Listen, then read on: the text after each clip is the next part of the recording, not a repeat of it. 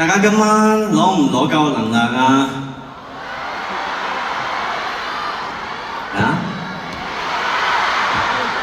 梗係未夠啦，因為未 encore 完啊嘛。我就攞得好足夠啦今晚，因為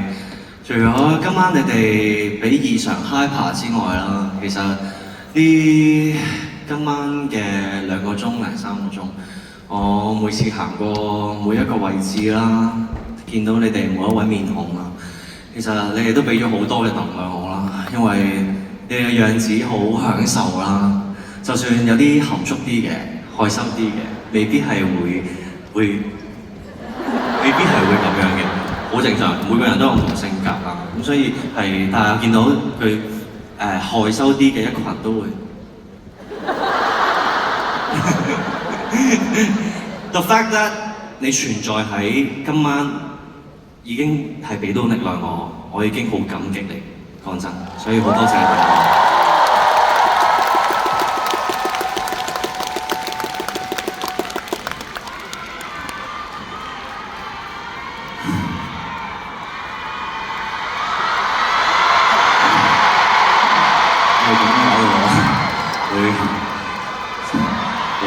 內心痛痛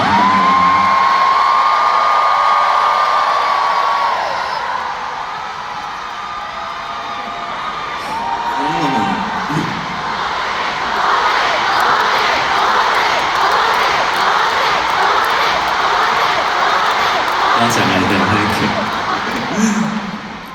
我諗我同你哋一樣啦，有呢一刻係一個好興奮、好開心，可以逃避到生活嘅煩囂2、3個鐘，但係我相信大家日常嘅生活，甚至係最近嘅日子，都一定會有唔開心嘅時候啦。尤其是係呢一個地方，呢一個屋企係我，亦都係你哋每一位由細住到大嘅地方。所以最近發生嘅事，我諗唔會有人會覺得好開心。甚至大家同我一樣，我自己都會感到好無助啦，都會諗緊究竟仲可以做得到啲乜嘢呢？仲都做多啲乜嘢可以確切咁樣去幫到呢個屋企咧？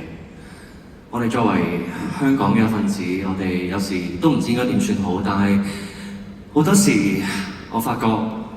能量真係好緊要咯，每一位嘅力量都一樣重要，因為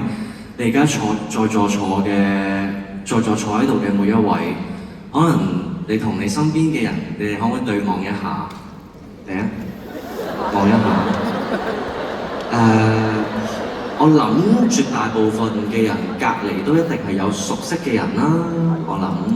可能係朋友啦，可能係爹哋媽咪啦，可能係自己小朋友啦，可能係老公啦。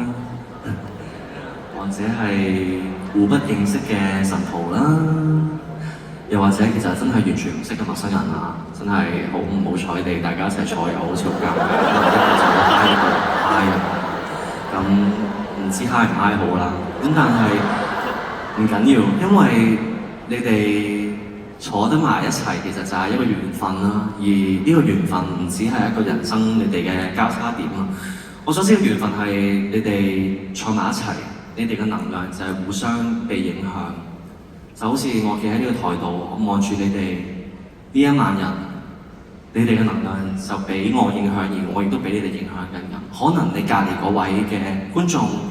佢好 hyper 嘅，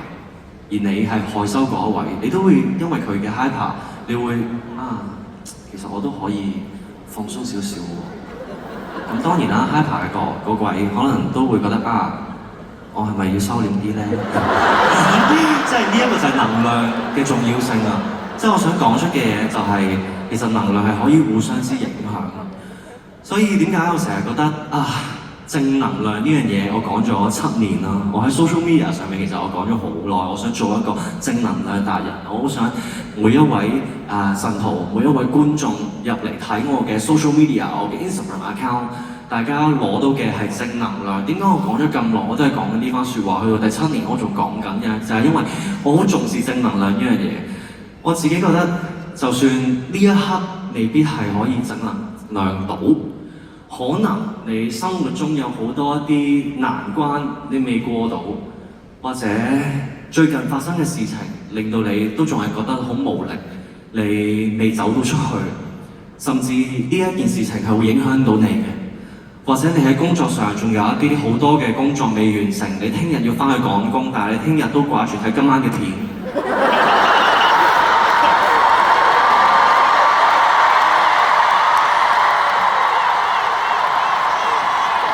當然係會得到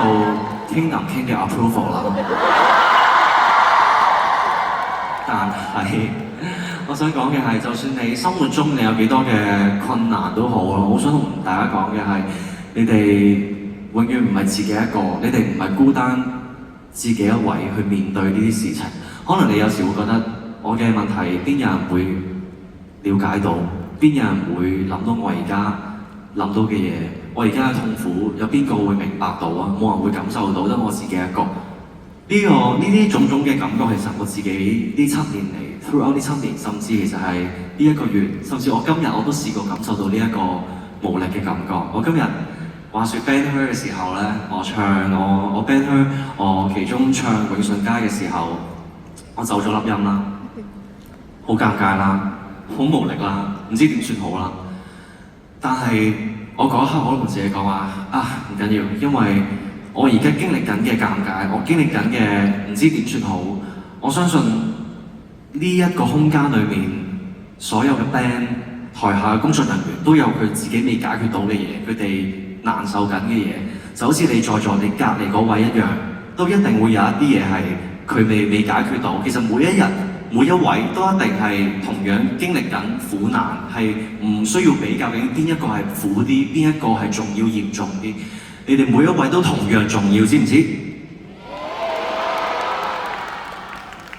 所以情緒呢一個課題永遠都被 underrated， 情緒呢個課題永遠都被忽視啦。因為好多人都會好想逃避呢樣嘢，就算我係想講正能量呢樣嘢，但係好多時可能呢一個圈子、呢一個 industry 或者我哋呢一個世界就係希望將開心嗰邊俾人睇。自己唔開心收埋佢啦，唔好俾人講，唔好俾人知道咁多啦。我有情緒嘅問題，我自己唔開心啊，俾人啊話俾人聽，但係人哋會覺得我係佢係 emo 嘅，佢應該係好麻煩嘅。絕對唔好 underestimate 自己嘅情緒咯，因為你嘅唔開心係絕對應該要被看見，亦都絕對係應該要被迅速地、慢慢地去關懷、關心返，而去處理佢。哪怕呢個係時間嘅過去，要用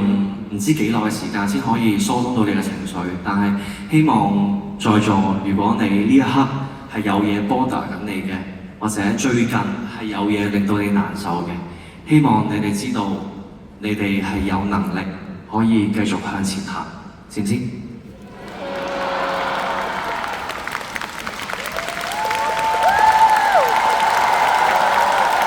而我作為表演者，我自己好希望可以做到呢一個崗位，係可以俾到能量大家。喺我接收緊大家能量之餘，我都好想將我嘅能量可以傳射到俾你哋每一位觀眾，每一位神徒。你哋收到咗好啦，而你哋收到之後，都好想你哋會有能力去將呢一份能量宣揚俾佢。更加多出面嘅觀眾、你哋嘅朋友、你哋嘅屋企人，將呢份 support 去傳遞出去，令到更加多人可以感到被需要、被重視，甚至係被愛。所以以下落嚟，我好想送呢首歌俾大家。呢首歌係一首去珍惜自己擁有嘅呢一刻，珍惜呢一刻之後攞到嘅能量。就宣揚去俾你身邊嘅每一位，送俾大家青春頌。琴日喺 Day 3嘅時候，我講過話，照顧自己唔係一種自私嘅行為啦，其實係對自己嘅尊重。點解咧？因為可能自己已經踏入30歲啦，可能自己都有啲感慨。個感慨唔係大個咯喎，唔係呢啲咁簡單嘅一啲感覺咯，係啊，發覺原來自己真係臨瞓之前要拉下筋啦，因為唔拉筋咧，第二朝跳舞都真係都幾緊嘅，真係。當然係關呢個飲食作息啦，又要開始要留意自己食啲咩，唔好食啲咩，要定時咯，所有嘢咯。亦都要好好咁樣去關心下自己啦，留一啲時間俾自己啦，留一啲 me time 俾自己啦。喺香港呢個屋企咧，其實我哋每人嘅生活咧都係好快、好忙啊！大家起身、搭車、返工、食飯、放飯 break 又少，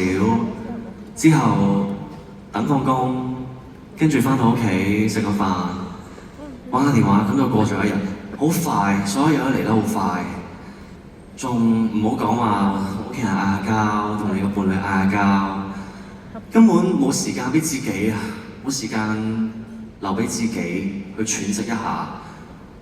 去做自己想做嘅嘢，哪怕只係5至15分鐘。我自己平時我自己就會喺個廳度，或者喺間房度，我會播下自己中意聽嘅 R&B music， 拉下筋啦。可能有時如果多啲時間做返屋企嘅話，我就會睇下劇啊、煲下劇啊、睇下電影咯。我發覺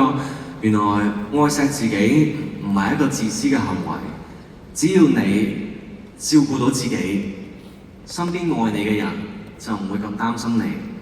而你哋大家就可以繼續一齊開心、正能量去將能量傳遞出去。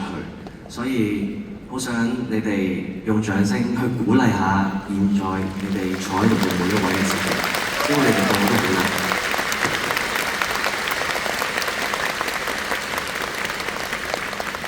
記住要愛下自己啦，愛惜下自己啦。而呢一首歌亦都係送俾自己嘅一首歌啦。呢首歌我自己喺上年嘅時候出啦，因為上年嘅自己學識咗 grounding 啦，接地氣啦，同大自然相處多咗啦，都揾到寧靜嘅時候，所以呢一首歌係送俾自己，希望自己揾翻一種寧靜、舒服、peace 嘅一個感覺。希望大家聽完之後都可以多啲去讚賞下自己，去獎勵下自己，送上大家知我。